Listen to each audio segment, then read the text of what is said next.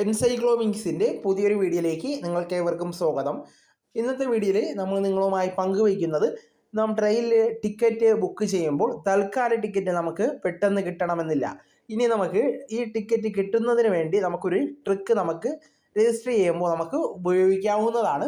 നമ്മുടെ വീഡിയോസ് ആദ്യമായി കാണുന്ന സുഹൃത്തുക്കളാണെങ്കിൽ ആദ്യമേ തന്നെ ചാനൽ ഒന്ന് സബ്സ്ക്രൈബ് ചെയ്യുക. അപ്പോൾ നമുക്ക് വീഡിയോയിലേക്ക് കടക്കാം. നിരന്തരം യാത്രകൾ ചെയ്യുന്നവരാണ് നമ്മൾ ഓരോരുത്തരും. ട്രെയിൻ യാത്രകൾ ചെയ്യുന്നവരാണെങ്കിൽ തൽക്കാല ടിക്കറ്റുകൾ നമ്മുടെ ജീവിതത്തിൻ്റെ ഭാഗമായിരിക്കും. എന്നാൽ പലപ്പോഴും തൽക്കാല ടിക്കറ്റ് ബുക്ക് ചെയ്യാൻ നോക്കിയാലും കിട്ടണമെന്നില്ല. എന്നാൽ ചെറിയ ചില ട്രിക്കുകൾ ഉപയോഗിച്ചാൽ തൽക്കാല ടിക്കറ്റ് നമ്മുടെ കയ്യിലിരിക്കും.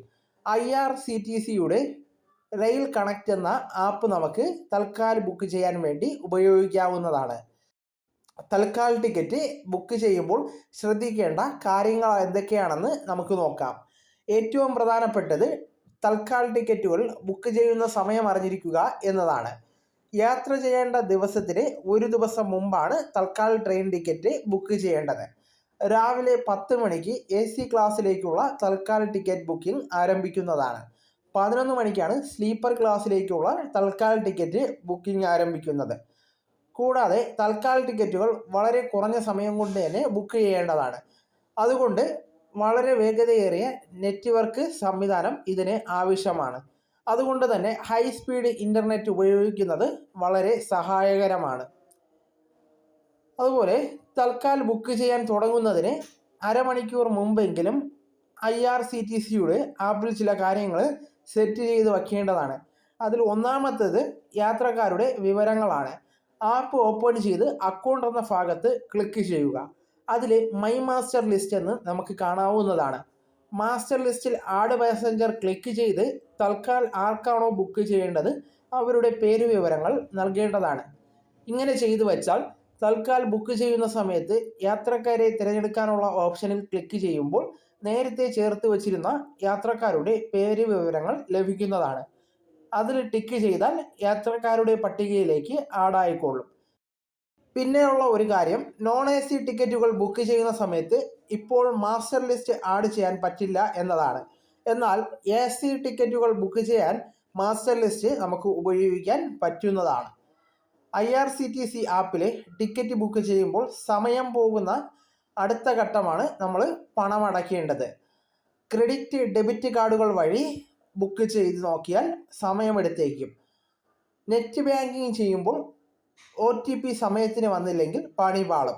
അതുകൊണ്ട് തന്നെ ഏറ്റവും വേഗത്തിൽ പണമടയ്ക്കാൻ കഴിയുന്നത് IRCTCയുടെ വാലറ്റ് ആണ്. വൺ ക്ലിക്ക് പേയ്മെൻറ്റ് എന്നാണ് ഇത് മറ്റൊരു പേരിൽ അറിയപ്പെടുന്നത്. ഇതിൽ നമ്മൾ ക്ലിക്ക് ചെയ്തുകൊണ്ടായിരിക്കും IRCTCയുടെ ഈ വാലറ്റ് ആണിത്. ഒറ്റ ക്ലിക്കിൽ പേയ്മെൻറ്റ് നടക്കുന്നതാണ്. IRCTC അതിനെ പിന്തുണയ്ക്കുന്നുണ്ട്. അതുകൊണ്ട് തന്നെ തൽക്കാല ടിക്കറ്റിന് എത്ര തുകയാണോ അതിനുള്ള പണം ഈ വാലറ്റിൽ ഫണ്ട് നമ്മൾ ആദ്യമേ ചേർക്കേണ്ടതാണ്. ടിക്കറ്റ് ബുക്ക് ചെയ്യുന്നതിന് മുമ്പായി 2 തവണയെങ്കിലും IRCTCയുടെ ആപ്പ് തുറന്ന് നമുക്ക് പോകേണ്ട സ്ഥലം തിരഞ്ഞു നോക്കുക. അങ്ങനെ ചെയ്താൽ തൽക്കാൽ ബുക്ക് ചെയ്യുന്നതിനായി നമ്മൾ ആപ്പ് തുറക്കുന്ന സമയത്ത് നമുക്ക് തിരയേണ്ട സ്ഥലങ്ങൾ അവിടെ ഉണ്ടായിരിക്കുന്നതാണ്. അപ്പോൾ തൽക്കാൽ തിരഞ്ഞെടുത്ത് സെർച്ച് ബട്ടണിൽ അമർത്തി മുന്നോട്ട് പോകാവുന്നതാണ്. അടുത്തതായി തൽക്കാൽ ബുക്ക് ചെയ്യാനായി IRCTC ആപ്പ് നേരത്തെ ലോഗിൻ ചെയ്ത് വച്ചതുകൊണ്ട് നമുക്ക് യാതൊരു ഗുണവും ഉണ്ടാവുന്നില്ല. കൃത്യം 11 മണിക്ക് 1 മിനിറ്റിൽ കൂടുതൽ സമയമായാൽ നമുക്ക് ഓപ്പൺ ആയിരിക്കുന്ന എല്ലാ അക്കൗണ്ടുകളും ലോഗൗട്ട് ആവുന്നതാണ്. വീണ്ടും ലോഗിൻ ചെയ്യേണ്ടി വരും. അതിനാൽ തന്നെ ആവശ്യമുള്ള ക്രമീകരണം ചെയ്തു വച്ചതിന് ശേഷം കൃത്യം 11 മണിക്ക് ലോഗിൻ ചെയ്യുന്നതായിരിക്കും നല്ലത്.